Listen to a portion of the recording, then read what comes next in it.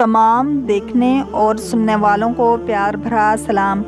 فرعون مصر کا بادشاہ کیسے بنا؟ فرعون کی موت کیسے واقع ہوئی؟ 4000 سال گزرنے کے بعد فرعون کی لاش دوبارہ کیسے لوگوں کے سامنے آئی؟ آج کی اس ویڈیو میں ان تمام پرتجسس سوالات کے جوابات آپ تک پہنچائیں گے۔ فرعون شہر اصفہان کا ایک غریب عطار تھا۔ جب اس پر قرض بڑھ گیا تو بھاگ کر ملک شام پہنچا، مگر اس کو یہاں کوئی ذریعہ معاش نہ ملا۔ یہاں اس نے دیکھا کہ اس ملک میں تربوز کی فصل کی بہتات ہے اور یہاں سستے ملتے ہیں، جبکہ اس کے گاؤں اصفہان میں بہت مہنگے ملتے ہیں۔ تب اس کے ذہن میں آیا کہ کیوں نہ یہاں سے تربوز خرید کر گاؤں لے جائے اور وہاں بیچ کر زیادہ منافع حاصل کرے۔ سو اس نے بہت سے تربوز خریدے اور واپس گاؤں اصفہان کی طرف چل پڑا۔ راستے میں کئی جگہ اسے محصول یعنی ٹیکس بطور تربوز دینا پڑا۔ گاؤں پہنچتے پہنچتے اس کے پاس صرف ایک تربوز بچا۔ اس نے سوچا یہ تو بہت نقصان والا کام ہے۔ البتہ سوچنے لگا کہ ملک میں کوئی شاہی انتظام نہیں جو حاکم بن کر مال حاصل کرے، جس کا جو دل چاہتا ہے محصول لیتا ہے۔ پتہ نہیں اس کی خبر شہر کے حاکم کو بھی ہے کہ نہیں۔ انہی دنوں ملک میں ایک وبا پھوٹ پڑی جس سے اموات کا سلسلہ بڑھ گیا۔ فرعون نے ایک قبرستان میں ڈیرا لگا لیا اور کہا کہ وہ سرکاری نمائندہ ہے، آئندہ جو مردہ دفن کے لیے آئے گا وہ محصول یعنی ٹیکس دے گا۔ یوں اس نے بہت سا پیسہ جمع کر لیا۔ ایک دن ایک سرکاری اثر و رسوخ والے آدمی کی وفات ہوئی، اور جب ان کو قبرستان میں ٹیکس دینا پڑا تو انہوں نے اس کی خبر حاکم کو دی، جس کے نتیجے میں فرعون کو گرفتار کر لیا گیا اور حاکم کے سامنے پیش کیا گیا اور اس جرم کے بارے میں دریافت کیا گیا۔ فرعون نے حاکم کے سامنے کہا کہ حضور کو اس کی خبر نہیں کہ شہر میں کیا ہو رہا ہے۔ اس طرح کئی لوگ سرکار کے نام پر محصول وصول کر رہے ہیں۔ چونکہ میرا آپ تک اثر و رسوخ نہ تھا کہ کسی طرح آپ تک یہ خبر پہنچائی جائے، اس لیے ایسا رستہ اختیار کیا کہ آپ مجھے گرفتار کریں اور میں آپ تک پہنچوں۔ شام کے حاکم کو اس بات سے متاثر ہوئے۔ فرعون نے درخواست کی کہ اگر ملک کے انتظام کو میرے حوالے کر دیا جائے تو میں اس کو بہتر کر دوں گا۔ سو فرعون کو ایک اہم عہدہ دے دیا گیا، جس سے اس نے کچھ ہی عرصہ میں شہر کا نقشہ بدل دیا۔ بادشاہ مصر کی وفات کے بعد لوگوں نے فرعون کو بادشاہ مصر بنا دیا۔ یوں اس نے طاقت حاصل کی اور بعد ازاں لوگوں سے خود کو سجدے کروانے لگا۔ حضرت موسیٰ علیہ السلام کی پیدائش کی بشارت کے وقت بچوں کو قتل کروا دیتا، مگر قدرت نے حضرت موسیٰ علیہ السلام کی پرورش اور پھر حضرت موسیٰ علیہ السلام کے ہاتھوں فرعون کو غرق کروا دیا۔ جب حضرت موسیٰ علیہ السلام بنی اسرائیل کو لے کر مصر سے نکلے تو پیچھا کرتے ہوئے بحیرہ قلزم میں غرق ہو گیا۔ حکم خداوندی سے سمندر نے اس کی لاش باہر پھینک دی، اور اس طرح اس کی حنوط شدہ لاش اب قاہرہ کے عجائب گھر میں تا قیامت نشان عبرت ہے۔ فرعون مصر کی قابل ذکر بات یہ ہے کہ یہ اپنے آپ کو خدا کا نمائندہ منتخب کردہ اور بعض بذات خود خدا کہلاتے تھے۔ ان کا کہا خدا کا فرمان تصور کیا جاتا تھا، اور اہل مصر ان کی ہر بات کو مذہب کا حکم سمجھتے تھے۔ اسی کفر اور شرک کو ختم کرنے کے لیے اللہ تعالیٰ نے حضرت موسیٰ علیہ السلام اور ان کے بھائی ہارون کو ان کی طرف نبی بنا کر بھیجا، لیکن وہ ان سے الجھ پڑے اور نافرمانی کے مرتکب ہوئے۔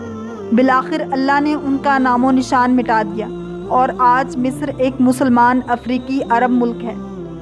سن 1891 سے پہلے اس دنیا کا کوئی انسان نہیں جانتا تھا کہ خدائی کا دعویٰ کرنے والے فرعونوں کی لاش کا کیا ہوا تھا۔ الہامی کتابوں تورات، بائبل اور قرآن پاک میں اس واقعے کا ذکر تفصیل سے ملتا تھا کہ حضرت موسیٰ علیہ السلام اور بنی اسرائیل قوم کا پیچھا کرتا ہوا فرعون پانی میں غرق ہو کر اپنی فوج سمیت مر گیا تھا، جبکہ حضرت موسیٰ علیہ السلام اور ان کی قوم کو پانی نے اللہ کے حکم سے گزرنے کا راستہ دے دیا۔ اس کے بعد اس کا کیا ہوا تھا اس بارے میں بائبل اور تورات خاموش ہیں، لیکن قرآن پاک میں اس کے انجام کے بارے میں ایک بہت ہی عجیب بات کہی گئی تھی، جس کی کسی کو سمجھ نہیں تھی کہ اس کا مطلب کیا ہے۔ خود مسلمان بھی اس بات کو پڑھ کر آگے گزر جایا کرتے، یہ سمجھے بغیر کہ اس بات کا اشارہ کس جانب ہے۔ سورہ یونس میں فرعون کے مرنے کے بعد اس کا انجام کچھ اس طرح فرمایا گیا تھا: بس ہم تیرے بدن کو سمندر سے نکال کر محفوظ کر لیں گے تاکہ تو بعد میں آنے والوں کے لیے عبرت بن جائے۔ یہ واقعہ آج سے 3500 سال پہلے پیش آیا۔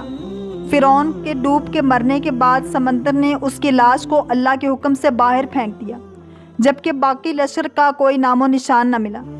مصریوں میں سے کسی شخص نے ساحل پر پڑی اس کی لاش پہچان کر اہل دربار کو بتایا۔ فرعون کی لاش کو محل پہنچایا گیا۔ درباریوں نے مسالے لگا کر اسے پوری شان اور احترام سے تابوت میں رکھ کر محفوظ کر دیا۔ حنوط کرنے کے عمل کے دوران ان سے ایک غلطی ہو گئی تھی۔ فرعون کیونکہ سمندر میں ڈوب کر مرا تھا اور مرنے کے بعد کچھ عرصہ تک پانی میں رہنے کی وجہ سے اس کے جسم پر سمندری نمکیات کی ایک تہ جم کر رہ گئی تھی۔ مصریوں نے اس کی لاش پر نمکیات کی وہ تہ اسی طرح رہنے دی اور اسے اسی طرح حنوط کر دیا گیا۔ وقت گزرتا رہا، زمین و آسمان نے بہت سے انقلاب دیکھے جن کی گرد کے نیچے سب کچھ چھپ گیا، حتیٰ کہ فرعون کی حنوط شدہ لاشیں بھی زمین کی تہوں میں چھپ گئیں۔ ان کے نام صرف کتابوں اور ان کی تعمیرات اور لوگوں کے ذہنوں میں رہ گئے۔ اس واقعے کے 2000 سال بعد اس دنیا میں اللہ کے آخری نبی حضرت محمد صلی اللہ علیہ وآلہ وسلم تشریف لائے۔ ان پر نازل ہونے والی آخری کتاب میں فرعونوں کے قصے بڑی تفصیل کے ساتھ بیان کیے گئے تھے، اور اسی سلسلے میں اس فرعون کا جسم محفوظ کرنے کی بابت آیت بھی نازل ہوئی تھی، جس کی سچائی پر سب اہل ایمان کا پختہ یقین تو تھا، لیکن وہ سمجھنے سے قاصر تھے کہ اس خدائی کا دعویٰ کرنے والے کی لاش کہاں محفوظ کی گئی اور کیسے اسے عبرت کا نشان بنایا جائے گا۔ مصر کے ایک شہر الغورنیہ سے تعلق رکھنے والے غریب اور معمولی چور احمد عبد الرسول کو فرعونوں کی حنوط شدہ لاشوں کی طرف جانے والے خفیہ راستے تک رسائی مل گئی۔ احمد عبد الرسول نوادرات چوری کر کے بیچا کرتا تھا۔ ایک دن وہ دریائے نیل کے کنارے کے قریب تبیسا کے مقام پر اسی سلسلے میں پھر رہا تھا جب اسے ایک خفیہ راستے کا پتہ چلا۔ وہاں وہ نوادرات کی چوری کے لیے جگہ کھود رہا تھا کہ اسی دوران اسے کچھ لوگوں نے پکڑ لیا اور پولیس کے حوالے کر دیا۔ وہ جس جگہ کو کھود رہا تھا وہاں سے ملنے والے راستے کی مسلسل کھدائی کی گئی۔ سن 1891 کو دوسری ممیوں کے ساتھ اسی غرق ہونے والے فرعون کی لاش بھی مل گئی۔ اس کے کفن پر سینے کے مقام پر اس کا نام لکھا ہوا تھا۔ ان ممیوں کو ماہرین قاہرہ لے گئے۔ جب ان ممیوں کا تفصیل سے جائزہ لیا گیا تو فرعون والی ممی پر جمی نمکیات کی تہ سے تصدیق ہو گئی کہ یہ وہی فرعون ہے جسے اللہ نے پانی میں غرق کر کے بدترین انجام سے ہمکنار کیا تھا۔ یہ بہت بڑا واقعہ تھا۔ اس کی تصدیق کے لیے دنیا بھر کے ماہرین آثار قدیمہ اور سائنسدان مصر کی طرف امٹ پڑے۔ مختلف سائنسی ٹیسٹ کرنے کے بعد دنیا بھر کے سائنسدانوں نے تصدیق کر دی کہ دوسری سب لاشوں کی نسبت فرعون کی لاش پر ہی سمندری نمکیات کی دہ جمی ہوئی تھی۔ اس تصدیق کے بعد اسے فرعون کی لاش قرار دے کر عجائب گھر میں محفوظ کر دیا گیا تھا۔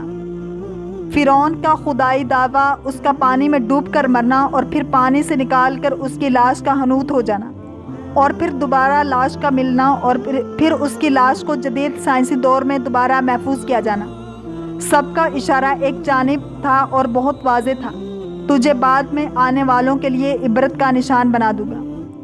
عبادت کے لائق اور ہمیشہ رہنے والا وہی ہے جو سب کا خالق اور رازق ہے۔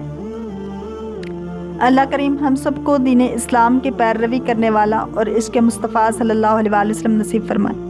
اگر آپ کو یہ ویڈیو پسند آئی ہے تو لائک، شیئر اور سبسکرائب کرنا مت بھولیے تاکہ ایسے ہی اسلامک انفارمیٹیو ویڈیوز آپ تک پہنچتی رہیں۔